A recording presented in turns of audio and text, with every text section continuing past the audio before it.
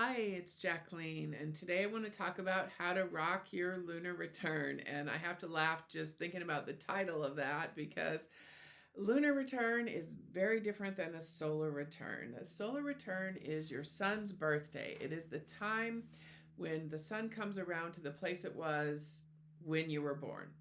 And you have a moon's birthday every month, which is your lunar return, rather than every year. Every single month you have your moon's birthday, and it's a very different energy than the sun's birthday. The sun's birthday, you just want everyone around you, you want to have a party, or maybe if you're an introvert, it's nice to get all the on social media, it's nice to get the posts and happy birthdays from people all over the world, your friends. Maybe you just want an intimate dinner with someone or a couple of people, whatever. It's an outward. The sun is more of an outward. It's an ego. It's all about self promotion. People really promote their birthdays, have parties, things like that. However, we don't do that for the lunar return. The lunar return, first of all, who wants to have a party every month? I guess some of us do, but it is a quieter time. Lunar is very different than solar. And so I want to talk about how to, in the absence of a better word, I rock your lunar return, right? So maybe it's how to navigate, how to best experience your lunar return. So we don't maybe use solar words like rock or crush or pulverize, right?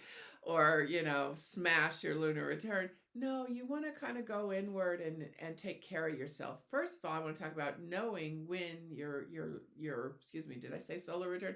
Your lunar return is. As a handy dandy calendar like this one, the Daily Planetary Guide, I'm not advertising that. It's just something that I use. Or any astrological calendar. Llewellyn is a good source, but there are others as well that you want to make sure that they're astrological calendars. I bought one last year that said it was an astrological calendar, but it didn't tell me anything about the moon. It didn't even tell me when there was a full or new moon. It had pretty pictures, but make sure it gives you the data as to where the moon will be and what sign it will be in. So another thing you can do is you can, schedule a session with me because 8.5 times out of 10 people are having a session with me during or close to their lunar return. And I do a nifty little, here's my lunar return chart for this month, and I can do a nifty little reading about the whole, actually, I don't want to say month, but 27 and a half days that that follow the lunar return. That's the time, again, that the moon comes back to the exact place it was when you were born. If you have an exact time, that's the best, right? If you know the day, we can pretty much figure out where the moon was. Sometimes it's in two different signs in a particular day, but I can give you a nifty little quiz to ascertain which one it most likely is. Anyway, so you know your moon sign. My moon sign is Virgo. And you might think, oh, that's a crappy moon. There's no bad moons. There's no crappy moons.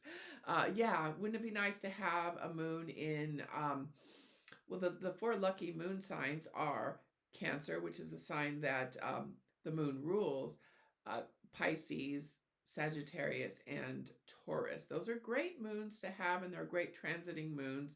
But you can maximize any moon that you have. I have a Virgo moon, and so basically I identify as a Virgo because I have come over to this portion of my life that is more lunar than solar, which is more self-referential. I refer to myself as opposed to needing that validation from the outside world, and I would suggest you do that too. That you identify by your moon sign.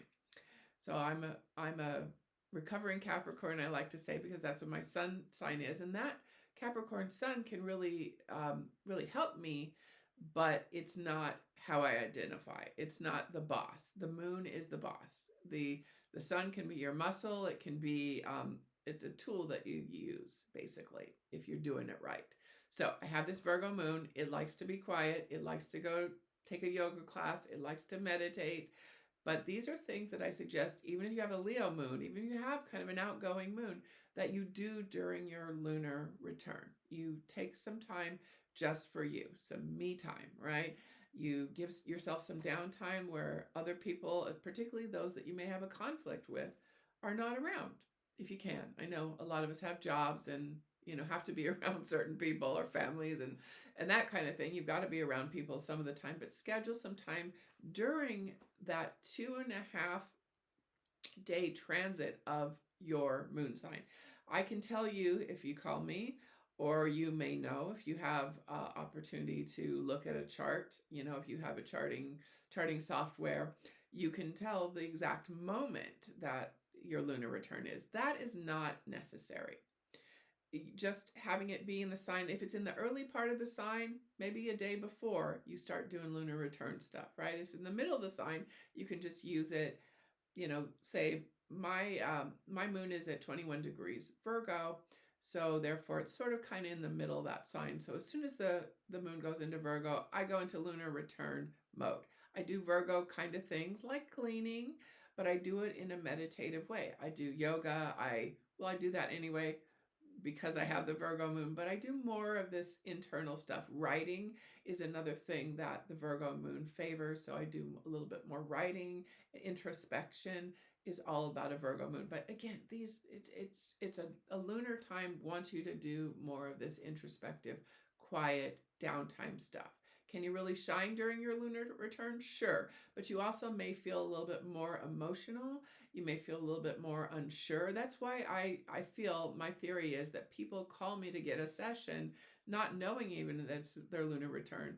It's usually around their lunar return. They're feeling a little bit rudderless, or where's my guidance, or it's harder to get to. That's why I suggest more meditation. Look at your dreams. Kind of this, it's an interior time. Really take care of your mental and physical health during your lunar return. Protect yourself from people that are a bit vampire-ish, or want to take your energy, or want to upstage you, or want to, anywhere there's a power struggle, try to protect yourself and move back from that a little bit. So that's some of my rule of thumb, how to rock your lunar return. And then look at if you get a session with me or have some charting software, you can look at this chart and say, okay, this is what my month, the month ahead, starting at the moment that the moon is directly overhead, what this month wants from me. And this one I can see, because a lot of the planets are underneath here, it does want that introspection, that quiet time. They'll have a few moments where I can go out and shine, and I can do these videos, and I can you know be in front of people. I just did a podcast. I just did a speech the other day about the new year. So you'll have these moments that you can shine, but generally you take care of yourself. And during those 2.5 days that you're having the lunar return, you really just take care of yourself and do internal things, maybe some reading. Again, the Virgo seems to be really because it's more of an interior and detail oriented and introverted sign, it seems to lend itself really well to lunar return type activities. But like I said, even if you have a chatty Gemini moon, you still need some downtime. You need to, Gemini, for example, is the sign of the mind. And so you need to recharge your mind and kind of take it offline for a bit. I would suggest everyone during your lunar return, Leo moon, Scorpio moon, I don't care what your moon is, unplug your devices for a little while. Take a little social media break, take a news break. I've been taking a long news break, but definitely during those times, take a walk, be with nature. Don't care what sign your moon is, but just really use it as a time to honor yourself, your self-care, and self-love. So that's kind of what a lunar return is about. It's a time you're plugging yourself in to recharge for the month. And then you can look at the lunar return chart if you want and say, okay, this is what my month looks like. Sometimes it is a little bit more of once you get over the hump of those few days where the moon's in your moon sign, where it's just a nicer, maybe it's a more social time. Maybe it's a less social time. Who knows? Whatever it could be. One thing I wanted to tell you about, when I first started learning about astrology, and I would get this, a book similar to this that tell me where the moon is, I think, oh, okay, I know I have a Virgo moon. So Virgo moon time should be really good for me. I should really shine during that time. Not necessarily. I have to take extra care if I want to shine during that time.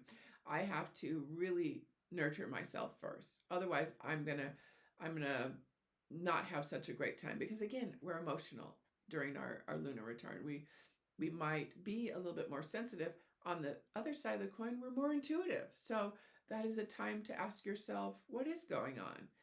What do I need to know intuitively to ask your guidance? It's a really good time to meditate, have a session either with me or with yourself, um, pull a few cards or do the thing that brings guidance to you, but definitely take care of yourself and enjoy the small little things. I'm calling them glimmers. Enjoy the signs that you receive. You will receive signs, symbols, and communication from your spirit guides, from the universe during this time. And I would definitely take some time to do gratitude and to notice these little glimmers, the symbols and signs that are given to you during your lunar return. Okay, so go out and just crush it. Crush your lunar return. All right, you take care.